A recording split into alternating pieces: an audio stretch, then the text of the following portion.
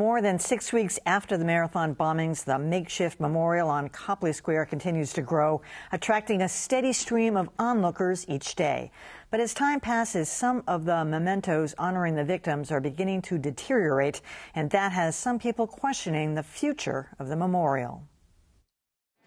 At midday earlier this week, in the middle of one of Boston's most bustling neighborhoods, people slow down to wander through the memorial to the Boston Marathon bombing victims. You walk into this place and you feel like everybody is with them and with the people of Boston. So it's moving.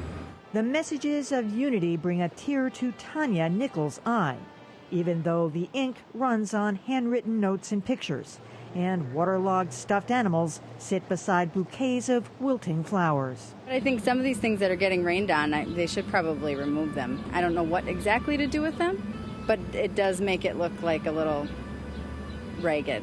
David Nowak, who's visiting from South Bend, Indiana, agrees something needs to be done. If they want to keep this going, they need to put a cover over it to keep everything from rotting in the elements. Some of the more delicate items have been collected and will be preserved in the city archives.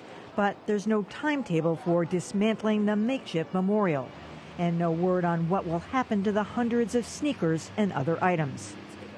Andrew Kuhnhart, who walks by Copley Square every day, says those decisions will be difficult. With this stuff, it's obviously something needs to be done with it, either thrown away or taken somewhere, but I think something permanent probably should go in, whether it's here at Copley or down at the site.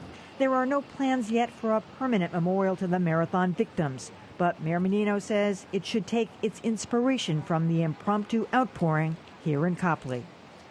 And with me now is Boston Globe contributor Ruth Graham, who wrote a piece last week asking how much of the memorial should we save. And Dan Yeager, executive director of the New England Museum Association. Welcome.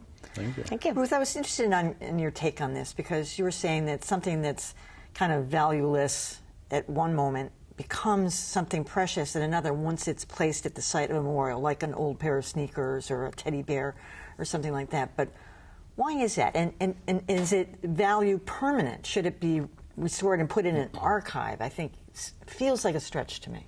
Right, that's the question. And you certainly understand that initial instinct. It represents this incredible public outpouring of sorrow. It also marks people sort of saying, I was here, I have this to give. But then, as we just saw, the weather comes, the dirt comes, and it sort of loses it loses that immediacy, and it becomes incredibly difficult to preserve everything. So there are other places that where these memorials have come up, and they have tried to save everything, and it's just an incredibly costly effort.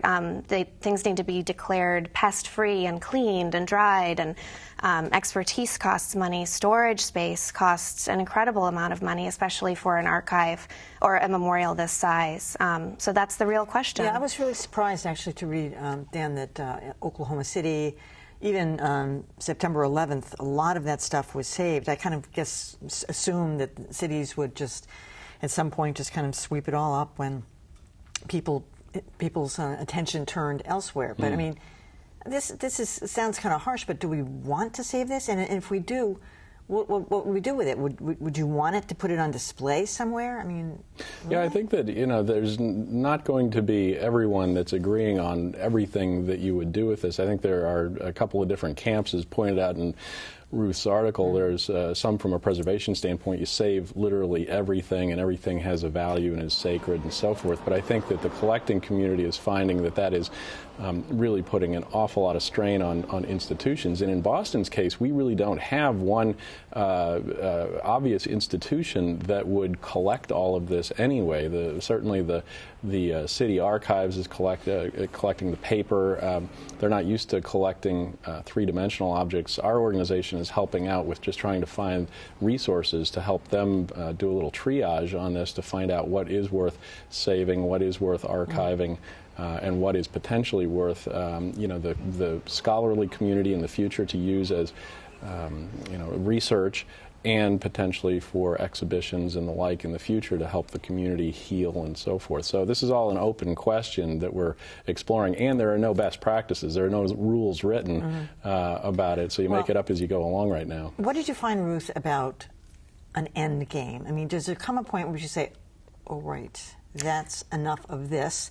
Now we're going to pick that stuff up, move it to some kind of an archive or some of it, and we're going to work towards a more permanent memorial. But it's been 6 weeks. How long does this go? That's, I mean, with 9/11, some of the memorials stayed up for months and months. In Newtown, Connecticut, they took it down after about 2 weeks because there was a snowstorm coming. So you see a pretty wide range of responses.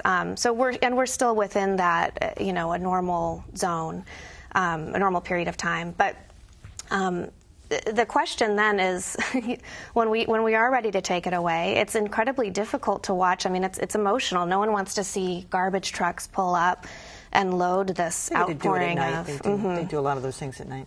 Right, that's true. Yeah. Well, I that's think true. the intent certainly here is that we have had some conversations with the archive folks, and what we are planning to do is to, and I say we, it's a collaborative effort between museum professionals in the area and also libraries, archives, and the like. But we've got a lot of resources of people that are used to handling objects like this. So the intent is to really help mobilize some conservators and people that are used to handling objects, because really these things, they aren't any longer teddy bears and running shoes. They become somewhat sacred objects. And so the idea is, I think that the community really expects you not to just shovel it into a garbage truck, but actually treat it, with the sensitivity that it deserves. And that's, I think, the intent. But we don't know the date yet. Whose call is it? I mean, to date, Mayor Menino has been in charge of. He didn't we didn't have rain for a long time after the marathon, but when it was predicted, that was when he first started picking. He ordered stuff picked up and preserved. But